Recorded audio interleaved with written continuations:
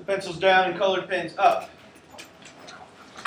This is about the fourth time that you've seen a question like this. I walked around as you were working and I saw a lot of different ways to answer number one. So for number one, I'm just going to reveal one version of an equation. There's quite a few different ways you could have written it. And then I will take volunteers for number two. So number one, the equation I was looking for was this.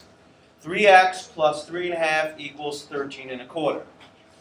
Now, you could have had it all written out with the terms separated into their individual terms. In other words, the 3x is because there are three photographs. So you could have written x plus x plus x. That's fine. The 3.5 is the total of all the margins. There is a 1-inch margin on the left and there's a 1-inch margin on the right. And then there's 3/4 inch between each of the photographs. So there's two of those. So you could have written 1 plus 1 plus 3/4 plus 3/4. You could have done 1 squared. 1 times 2. You could have done 3/4 times 2. So there's a whole bunch of different ways to do it. But when you simplify it, this is what the equation comes out to. So how do you know if your equation is appropriate? You'll know because you got number 2 correct, assuming that you solved the equation correctly. So what did we get for the width of each photo? We got Maria, Sharik, and then Kezekiah. 3 1/4 inch. Okay, 3 1/4 inch. so you two agree.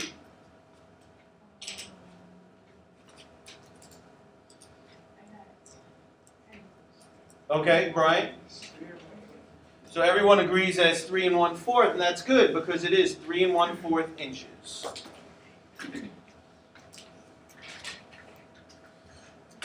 Now, I was very comfortable calling on Kezekiah when he raised his hand because I saw the equation that he wrote, and I know he did it correctly. So it's possible that he maybe just felt less confident because he heard other people saying 3 1/4 and he got something different, or he didn't quite get through the equation, but it doesn't matter. I know that he was on the right track. And one of the keys for Kezekiah and a few other ones was the fact that he drew a picture. I walked around 2 separate times, and initially I only saw 3 or 4 people draw a picture. The second time I walked around, I saw more people drawing pictures. But anytime you see a scenario like this, where it's a visual thing, it's a visual idea, drawing a picture is going to be incredibly helpful. So here's the picture that I set up. And I saw quite a few people have pictures just like this. Once you put the information into the picture, what to do becomes much more clear. So here's the 3 photographs, and we don't know the width of them, so that means that that's an X, and that's an X, and that's an X. The 1-inch margin on both sides means that this is 1 inch, and that's 1 inch. The 3/4 between each photograph. This is the key, because a lot of times students say, oh, there's three photographs, that means there's going to be 3 spaces. Not realizing that when you have 3 objects, that there's going to be only 2 spaces between them. And then, of course, the overall page is 13 1/4 inches wide from here all the way to here. So once you set up this picture, what to do becomes very clear. Or I should say becomes more clear. So are there any comments or questions, concerns, anything at all? You're not sure if your equation was right, or you don't know where you went wrong. Any questions at all? My equation, I did just something like that. I put the quantity of 13 1/4 minus 2 is 1 and 1.5 divided by 3. Okay, so what you did was you wrote an expression that represented all the steps that we have to do to solve that equation. So you did the same thing, but you didn't set up really an equation, you just set up an expression. There's nothing wrong with that. You got the right answer, correct? So that's fine. And again, in this classroom of such high-level students, I'm very flexible with how you do things. But remember, you are in an Algebra 1 honors class, and the idea is to learn how to take algebra and apply it. Okay? Good, and I'm glad you brought it up. Any other comments or questions? Good. Today's lesson is 5.1, so that means we are beginning the next chapter. And today, we start chapter 5. Here's an introduction and an overview of what you're going to be studying. So, yes, I would like you to write these down so that you have a reference point for where we are now and where we're going, but these should be very quick, simple notes. You can skip lots of words, just don't skip any of the new words and any of the really important ones. So we have 4 major goals, and then within those goals you've got some sub-goals. Understand and use 3 forms of linear equations. One piece of good news is you already memorized the forms. You just have to learn how they work. Number 2, write a linear equation given a slope and a point or given 2 points. Number 3, write an equation of a line perpendicular to another equation. And then number 4, fit a line to data using linear interpolation or linear extrapolation. And this is probably the biggest real-world application of what we're doing. I mean, quite honestly, this is what we're leading up to this entire section of algebra.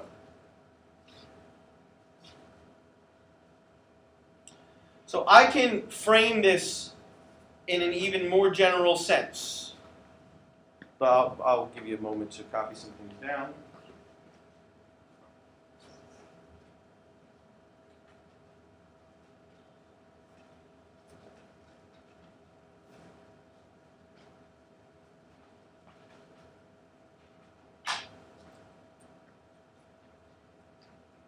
So I highlighted in the first goal 3 forms. So that's actually 3 separate lessons. So just that one goal, right here, one goal is really 3 different ideas that are all interrelated, but it's going to take some time to digest and understand.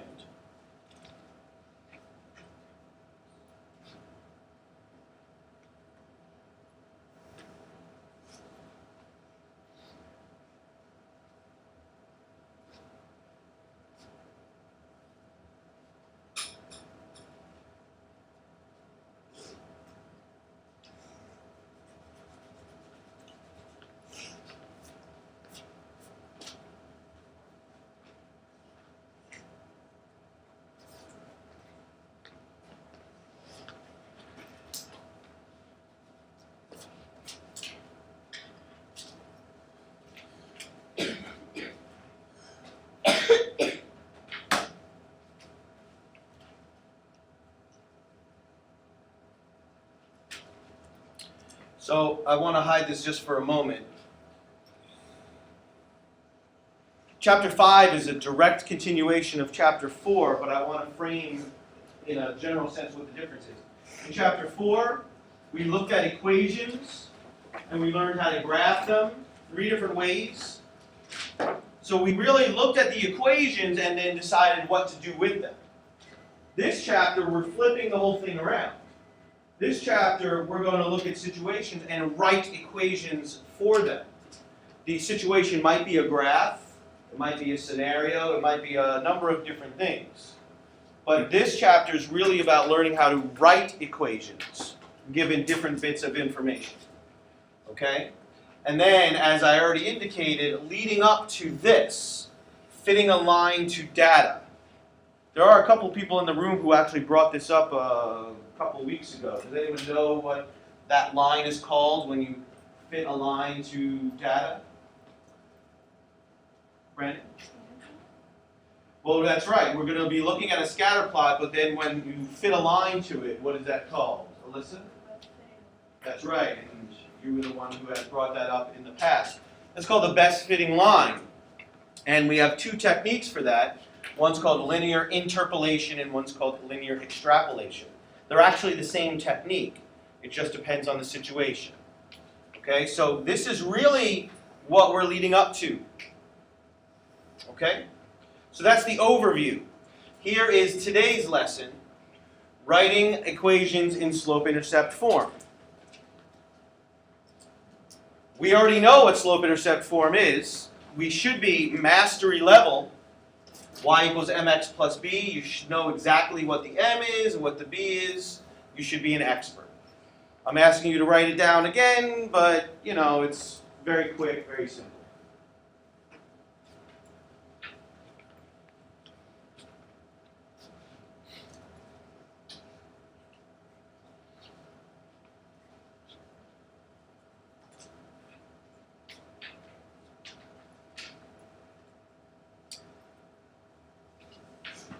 In the past, in chapter 4, we had a scenario like this. 4x minus 2y equals 18. Please don't copy that down. And then I asked you to rewrite it in slope-intercept form.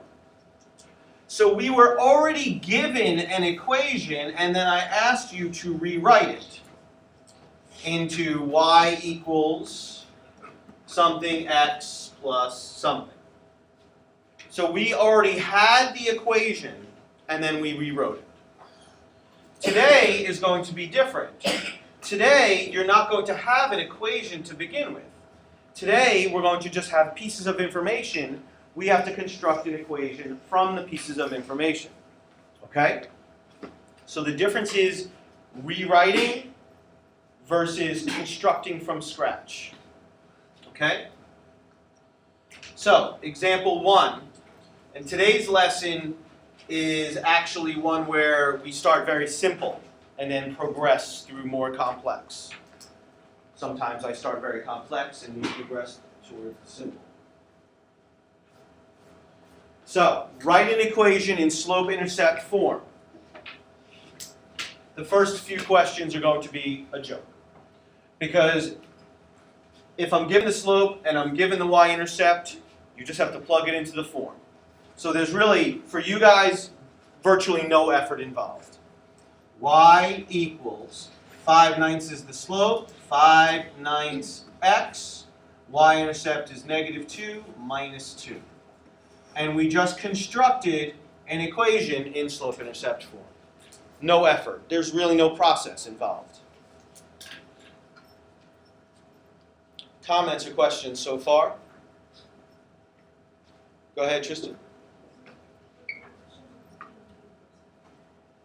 Well, I just started the lesson, so wait through we get through everything, and then if you're still not sure, then ask again, okay? So just to make sure we're clear, doesn't really matter whether the y-intercept is a fraction or a whole number, it doesn't really matter. It's still going to be the same construction. We're doing y equals mx plus b. Y equals -7/11 x plus 1/6. And that is an equation in slope-intercept form. Does anyone have any questions so far? So, what pieces of information do we need to write an equation in slope-intercept form? What pieces of information do we need? Kayla? Very good. And so here's the goal for today and next time. And next time is going to get quite a bit more complex. We are going to find the slope. We need to find the y-intercept. And then we write our equation. So this is a key to set up for ourselves to be successful. In this case, the slope was given to us, the y-intercept was given to us, so writing the equation is super simple. But what about a situation like given a graph?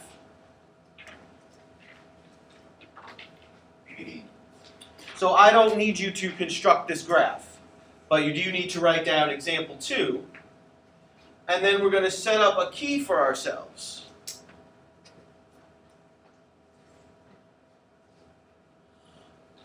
So, we're going to set up the items we need. We need the slope, we need the y-intercept, and then I can write my equation.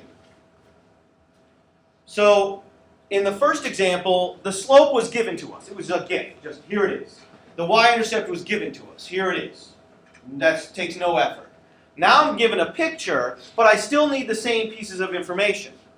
So let's start with the slope.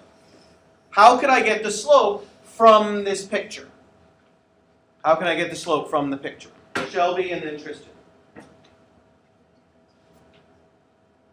Good. What were you going to say? Very good.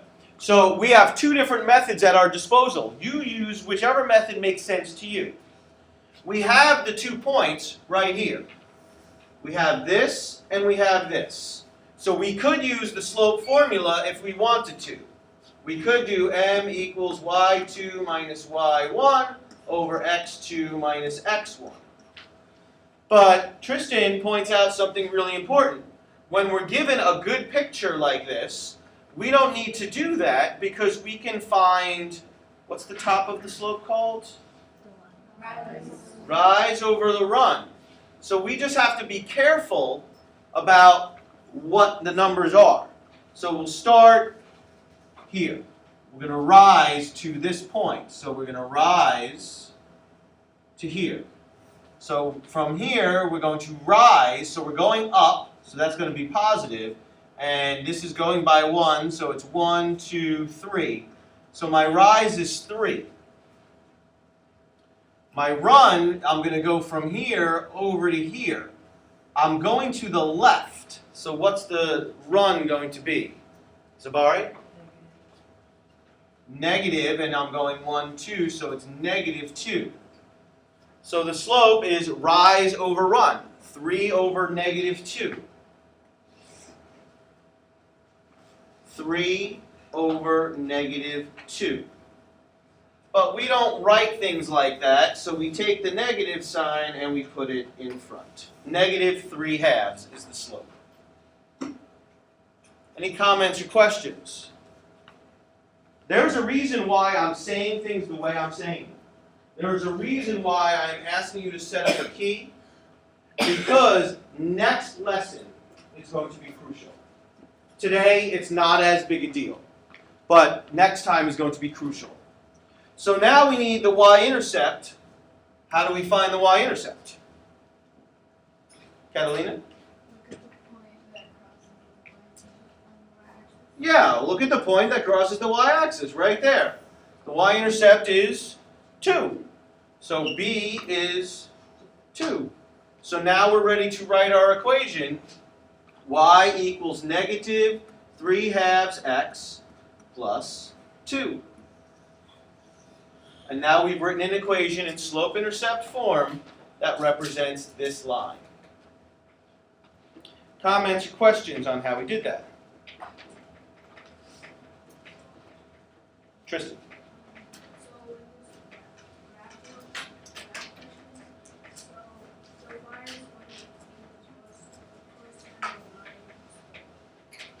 The y-intercept is where the line crosses the y-axis.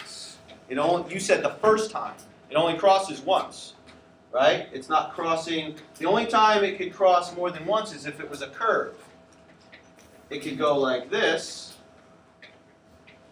That's crossing in 2 locations, here and here. But we're not studying anything like that yet. Okay, so a linear equation will only cross the y-axis once. That's why there's only one y-intercept. Am I answering your question? Good. Any other comments or questions? Come on. Okay. Well, so let me rewind. First, we were given the slope and given the y-intercept. It was easy to construct. This time, we had to find the slope, find the y-intercept. Still pretty easy to construct. Now, slightly different scenario. What if the information is given to us in function form? In function notation, I should say.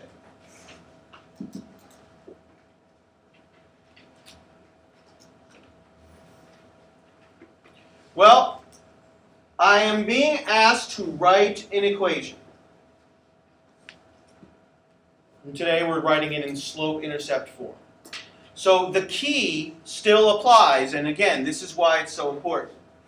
You need to keep writing this down for yourself because it will help you focus on what the goals are.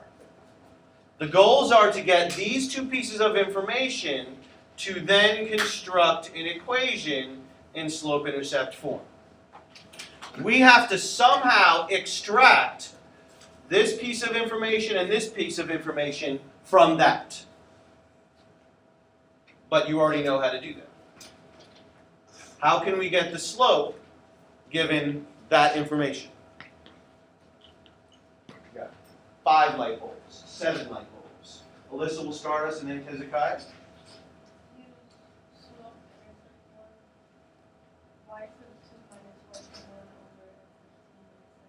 Okay, so that's great, and I'm glad you clarified because you said you called it the wrong name. That's not slope-intercept form. What's that called? And this is a big issue because I have a lot of students who are confused about it. But it's good that you knew the formula. That's not a slope-intercept form. We're trying to write something in slope-intercept form. What's the thing that she just quoted? What is that called? Go ahead, Hezekiah, you were next. It's the slope formula, the formula to calculate slope. You guys have to know the difference between the two. It's part of your job. Some of you still don't know. But she was absolutely correct. We are going to use y2 minus y1 over x2 minus x1, and you already learned how to do it with this notation. That's x1, that's y1, that's x2, and that's y2. M equals 13 minus 21 over 4 minus 0. So what do we get for the slope? Just 3 people were able to do that really quickly, mental math?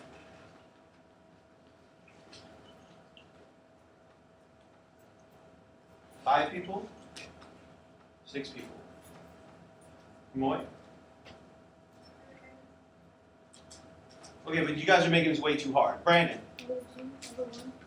Negative 2 over 1. Negative 2 over 1. 13 minus 21 is negative 8 over 4 is negative 2 over 1, which is just negative 2. What about the y-intercept? How are we going to get the y-intercept from this information? Got 3 people who already know. That was fast. Sheree? Okay. The y-intercept is if the x coordinate is 0. It said like here, f of 0 equals 21. So what's the y-intercept? 21. He's exactly correct. That was a fantastic explanation that he gave. I hope you were listening carefully to it. The y-intercept is the point when x is 0. So there's 0. That's the y-intercept right there. So the y-intercept is 21. Now we have 2 pieces of information that we need. Now construct the equation.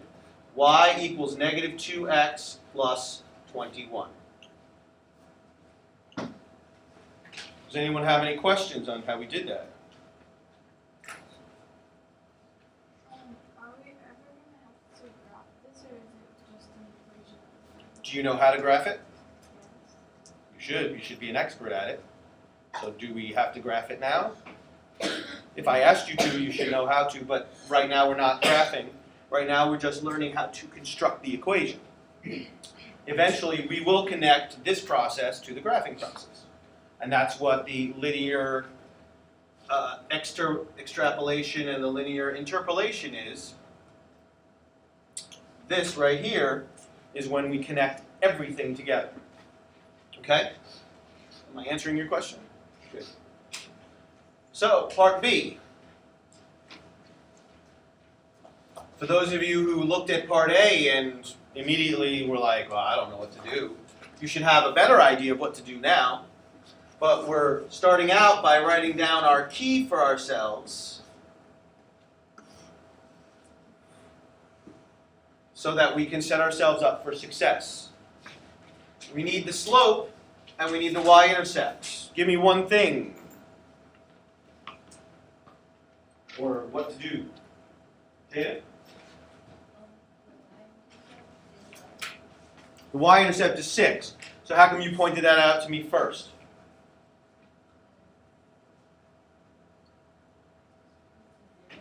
Yeah, because it's easy. It's right there. Once you see that x is 0, that's the y-intercept. So might as well write it down. Now we need the slope. How do we find the slope? Is it right there? Do we just look, or do we have to do something? Come away.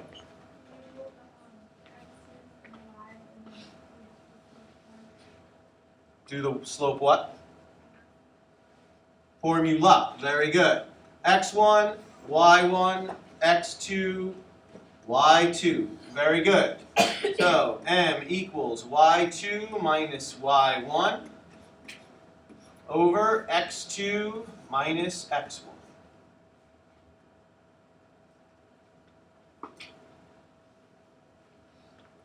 So what do we get for the slope? What do we get? Anissa? -6. Well, what'd you get for the top when you simplified it? Good. And what'd you get for the bottom? Very good. 18 over -3, and that is -6. And so now we have the information we need. We're ready to construct, and we're done. This equation represents this scenario. Any questions on how we did that? Concerns? Anything? All right, let's see how you do on your own. First checkpoint.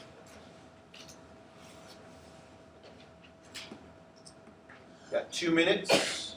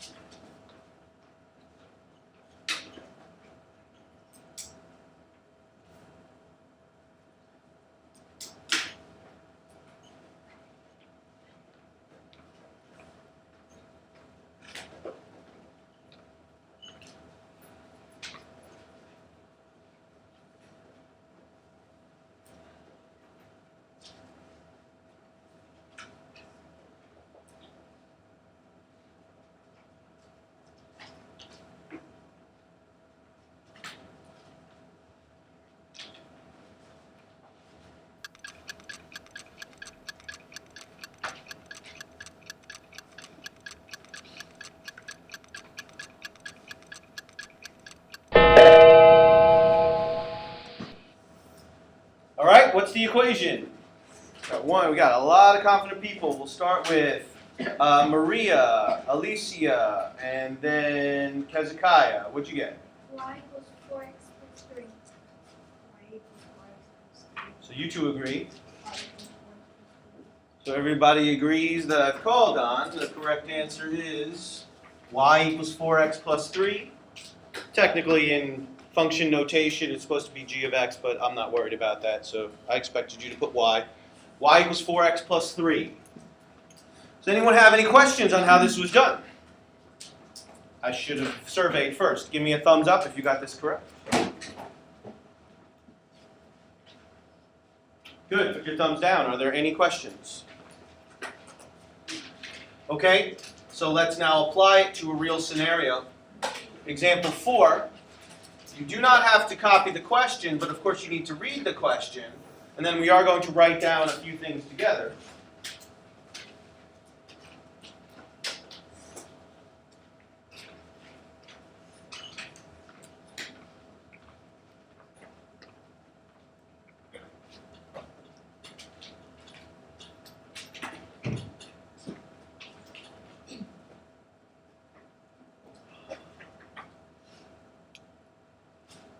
Now, it's been a while since I've formally made the list, but we started out the year writing down a few words and then filling in some information. What was the first thing I always ask you to find when we're working on a real-world scenario? Kayla? A total. Very good. So everyone write down total. I told you you didn't have to copy the question, but we are writing some things down together. So don't worry about what the total is. That was the first thing we're supposed to find. What's the second thing we're supposed to find? Second thing, Brian? Constant. The what? Constant. A constant. There was a name for it. He's right, it is a constant. There was another name that I used. What was that name? Jada? No, a constant and a rate are actually kind of opposites of each other. Oh, you want to correct it? Go ahead. Yeah, but he was right. It's a constant. I'm looking for a flat number or a flat fee or something like that. And then, Jada, what was the next thing? The rate. And there was one more thing that you were supposed to write down. What was the last thing that we're supposed to write down? Kayla? Yeah, the missing piece. What is missing?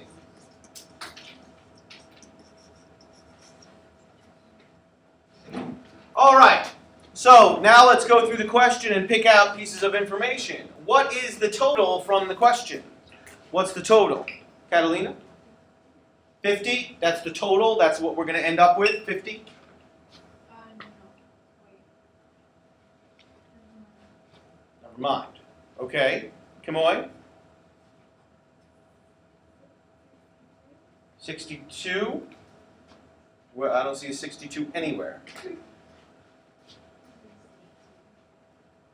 Aliana?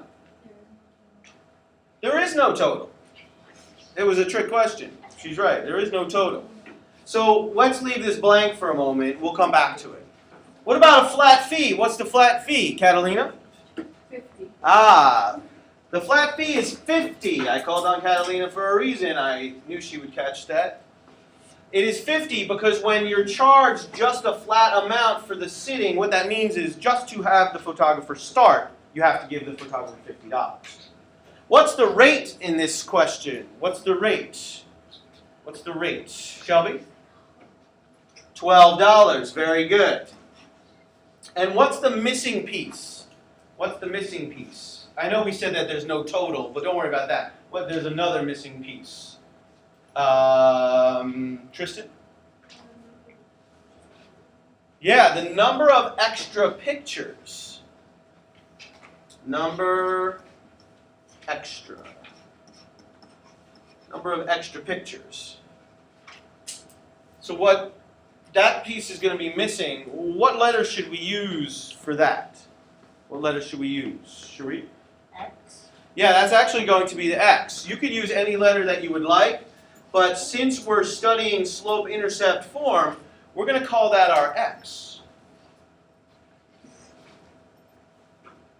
So now what should I put down for total? I got to write something there. What should I write, Alicia?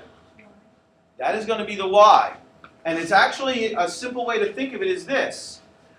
This is the input. That's the output. The total is the output. That's the end result, the output. Okay?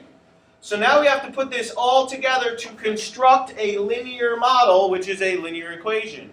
You have an idea already? Go ahead, Kamoy, and then Brandon. Y equals 12x plus 50. Okay, Brandon, what were you going to say?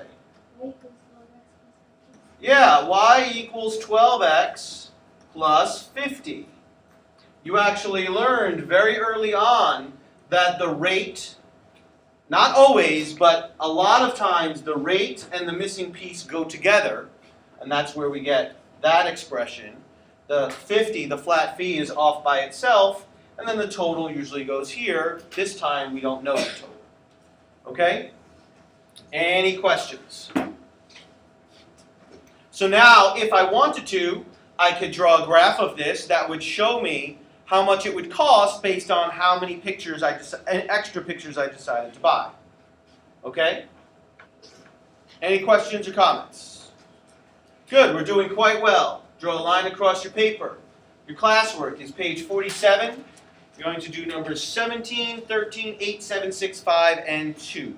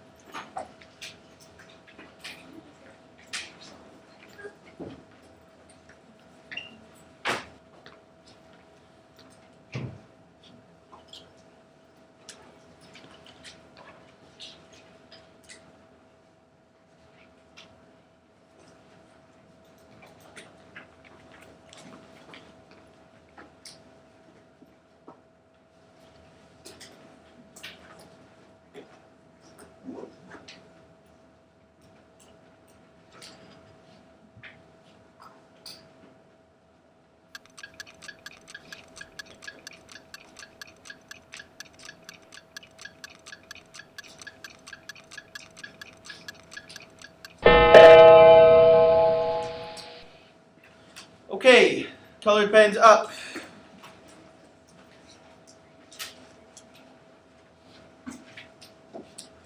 Number 17. My answer parts are a little mushed together.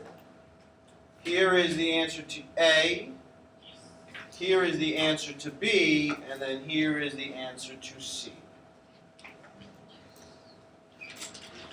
Number 13 and number 8. If you put y equals instead of the f of x, that's fine. I'm fine with that for now. Numbers 7.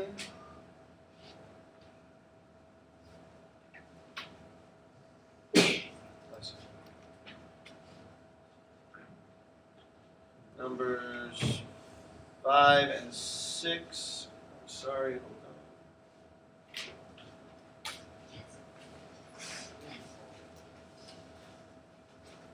That's number, I don't know why I did it like this, but this is number 5 and this is number 6. I should have put it the other way, but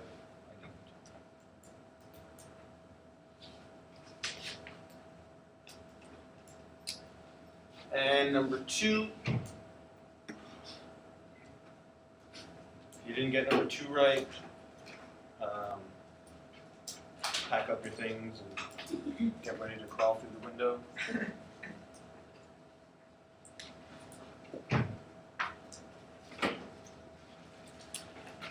So, comments or questions on any of these? Concerns, issues? Maria? Number 6. When you get +3. Oh, I didn't put it up here, sorry, hold on. For number 6, where did the +3 come from? Yeah, in this case, you had to actually look and see that it crossed right there. So it wasn't, in this case, it wasn't marked. Neither was this one, in fact. But if you looked closely, it crosses at -5. So you had to look carefully at these graphs. So it was a little bit more challenging than the one we did together, but still the same idea. Got to find where the line crosses the y-axis. So Marie, does that make sense? Okay. The number 17, is there a flat fee? Okay, so number 17 is very confusing because of this. It says $44 per month and $16 per month. So a number of my students said, oh, well, there's two rates, so we'll add them together. That was a really good thought. But that wasn't actually the structure of this question. One of these is actually the flat fee. Which one is it? Which one's the flat fee? And? Yeah, the $44 is a flat fee. But it says per month, Mr. Gowd. I thought if it's per, that's a rate. So could someone explain? Because it's really confusing. Alyssa? It says it's for basic cable service. Okay. So that's the first package, like let's say it comes in different packages, like there's the premium channels you have to pay more for. Okay, good. I like how you pointed that out. I like the word package. That was really good. There's more to it than that. Very good. Brandon? In the first part, for number 8, for letter 8, it says each one. Right. So we're writing an equation that represents what? 1 month. If we were writing an equation to represent the whole year, then this would be a rate. But since we're only concentrating on 1 month, we only pay the $44 one time. And so it becomes the flat fee. Was that easy? No. Okay, but there's only 1 or 2 people who asked about it, so I assumed everyone else felt comfortable with it. Okay, so does that make sense now? Okay, and you're actually going to see situations like this again. Does anyone have any questions on this or anything else? Brandon? For number 13, I got y equals -3 over 11. Okay, so your slope is different. So your question is, how did we calculate slope? So I did x1, y1, x2, y2. You did the same thing? Okay, y2 y2 minus y1 over x2 minus x1. You see it already? Okay. So I think you put the wrong numbers in the wrong. No, I did -10 But you also said that that was on the bottom. You said 3 over 11. So, okay. Moy, what was number 5? Y equals 2x minus 5. Okay. Draw a line across your paper. Your homework. It's page 292, numbers 14 through 38. 42, 46, 48, and 54. That's 17 questions. I actually changed the assignment compared to the last 3 years. I reduced the number of questions at the beginning and increased the number of questions at the end. You should be spending your time on these questions. These questions should go much faster. And there's only 17. There were 20. You are going to have a quiz. You're actually going to have 2 quizzes coming up next week. You're going to have a quiz on 5.1 to 5.3, I believe. And you're going to have a formulas quiz. And it will include the new formulas that are up on the board right there.